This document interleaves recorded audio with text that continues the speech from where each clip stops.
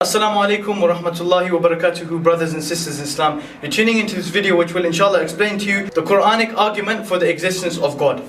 Bismillahir Rahmanir Rahim. Innal hamdulillah wassalatu wassalamu ala rasulillah. To proceed, Assalamu alaikum wa rahmatullahi wa barakatuhu.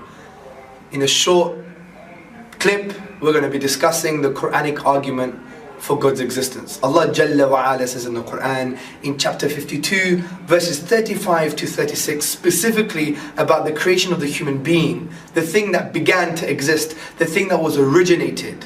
Allah Jalla wa Ala says, did you come from nothing? Did you create yourself? Did you create the heavens and the earth? Bal la yuqinun. Indeed, rather they have no true faith, no true conviction.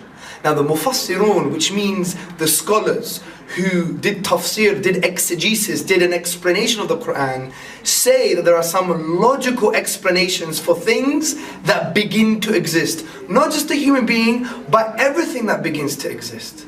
So let's apply this to the universe. Since we know the universe began to exist based on cosmology, based on mathematics, based on the concept of the infinity, we don't have to get into the technicalities. The universe began to exist.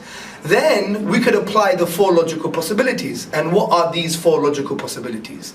Number one, it came from nothing. Number two, it created itself. Number three, it was created by something else created. Or number four, it was created by something uncreated. So let's do this quickly together. Number one, could it come from nothing? Well, let's look at this mathematically. 0 plus 0 plus 0 is equal to 0. No matter what you do with 0, no matter what you do with nothing, all you're going to get is 0, nothing.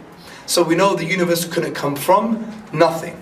Well, could the universe create itself? Well, this is very interesting. Let me ask you a question. Could you give birth to yourself? Of course not, because that would mean that you were in existence and not in existence at the same time. Another question follows, did your mother give birth to herself? I mean, this is an impossibility. So we know self-creation is impossible because it would mean that the universe was in existence and not in existence at the same time. Impossible. Number three, could the universe be created by something else created?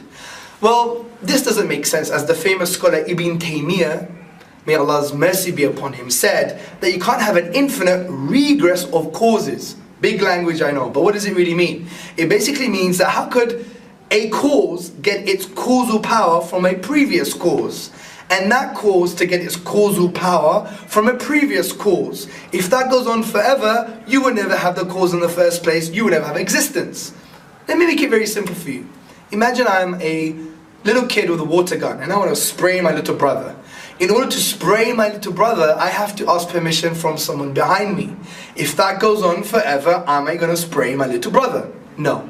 So ultimately, we know that the universe couldn't have been created by something else created. So it leads to the final option, which is the best explanation, that the universe was created by something uncreated. But it doesn't mean it's God. It doesn't mean it's Allah or any of the 4,000 names we've disagreed about since 6,000 BC Sumeria.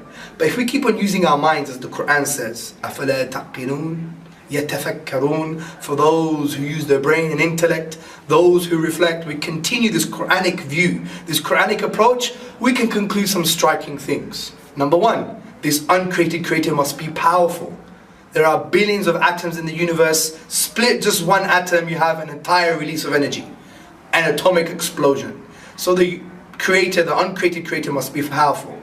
It must be intelligent or knowing. Why? Because it created laws in the universe like the law of gravity. And someone who creates a law implies a lawgiver. And a lawgiver implies knowledge or intelligence. It must be transcendent. What does that mean? It means it must be outside of the universe, not made of the universe. As the Quran says, لَيْسَ كَمِثْلِهِ شَيْءٍ, there is nothing like unto him. For example, if I build a chair, do I become the chair? Of course not. The other perspective is that this uncreated creator must be eternal. Why? Because it's uncreated. If it's uncreated, it never began to exist, it's always been there. The other point is, this uncreated creator must have a will, meaning it must be able to have choice and be able to choose things to come into existence. Simple reason, because it's knowing and intelligent and eternal. and it brought into existence the universe that began. It can only mean it chose the universe to come into existence. Finally, as the Quran says, قُلْ هُوَ اللَّهُ أَحَدٌ, say Allah is uniquely one. This uncreated creator must be one. You could sense this within yourself as part of your fitrah, part of your innate nature, your innate disposition, but also because it's the best and most comprehensive explanation. To say God is two or three is irrational, because it creates far more questions than it solves. Like, how on earth do two or three co-eternal beings coexist? It's irrational and doesn't add value to the explanation. So what we've done is we've summarized God's existence in just a couple of minutes. Assalamu alaikum wa rahmatullah.